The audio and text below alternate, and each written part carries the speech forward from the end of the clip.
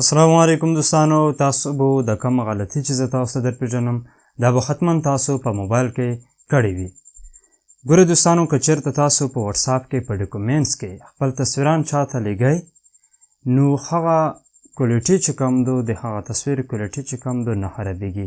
خو د دې یو ډېر غټ نقصان دی چې د دې په باره کې زه تاسو ته په نننۍ ویډیو کې معلومات درکوم. ویډیو به ما سره تر اخره ګورئ. که له ویډیو څخه مو څه زده کړل نو ملګرو سره به ضرور شیر کوئ.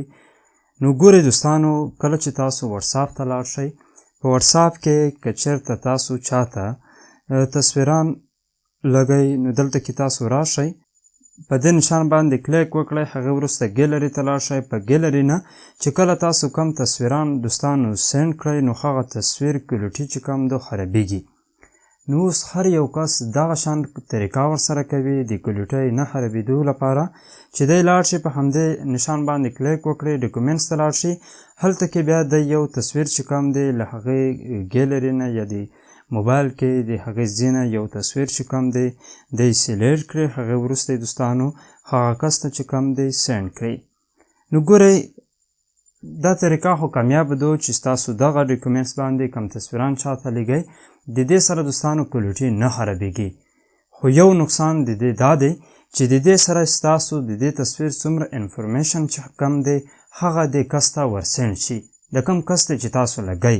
نو د دې دا نقصان ډېر غټ نقصان دی. ګورئ تاسو به وایئ چې د دې څنګه انفرمیشن.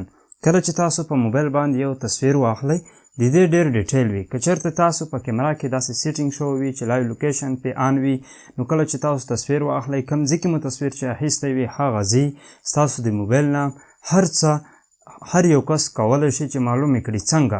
د دې لپاره مې تاسو ته یو اپ را پیدا کړی، د دې لینک مې تاسو ته په اولني کمنټ کې درکړی دی. هغه اپ چې کله تاسو ډاونلوډ کړئ، نو ګورئ چې په ډاکومنټس باندې چا تاسو ته تصویران رالیږلي وي یا هغه کس ته چې تاسو ورلیږلي وي هغه هم کولی شي.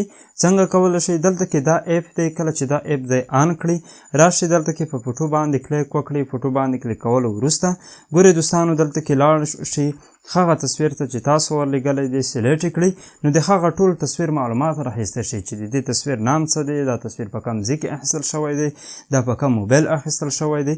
دلته کې تاسو ته ټول آپشن ښکاري، ستاسو هر یو آپشن چې کوم دی دی معلومولی شي چې د دې تصویر لپاره تاسو فلش ان کړی و که نه ان کړی. همدغه شان دا څومره سیز دی د دې تصویر چې کوم دی د موبایل کوم ماډل دی، دغه ټوله آپشن چې کوم دی دوستانو دغه اپ په ترو د هغه تصویر په ترو معلومولی شي. نو ګورئ دوستانو د ډاکومنټس باندې تصویر لګل داسې کس ته چې تاسو نه غواړئ چې هغه زموږ د موبایل معلومات یا زموږ ځای معلوم کړي، نو تاسو بالکل په ډاکومنټس مه لګئ. د دې لپاره نوره هم طریقې شته، زه به تاسو ته په هغې باندې ویډیو جوړوم، خو دغه طریقه تاسو ټرای کولی شئ. په اولني کمنټ کې لینک دی، کله چې دا لینک څخه دا اپ ډاونلوډ کړئ، یو ملګري ته ووایئ چې موږ ته په کیمره باندې یو تصویر واله ډایرکټ کړو، بیا یې موږ ته په ډاکومنټس باندې په وټساپ کې سینډ کړئ. بیا تاسو راشئ دوستانو، همدا اپ ته هغه تصویر ورکړئ، تاسو ته به د هغه تصویر پوره معلومات درکړي چې دا تصویر په کوم موبایل اخیستی دی، د تصویر لپاره فلش ان کړی دی که نه دی، دا تصویر په کوم ځای کې دی اخیستی دی، او د موبایل ماډل څه دی، موبایل کم یو دی، هغه ټول معلومات چې کوم دی تاسو ته درکوي. نو دا ګورئ د دې طریقې پېژندل ستاسو لپاره ډېر زیات ضروري و. که ویډیو مو خوښه شوې وي ملګرو سره یې ضرور شیر کړئ. همدغه شان نورو ښایسته معلوماتو لپاره موږ سره اوسئ. تر بلې ویډیو د لیاله په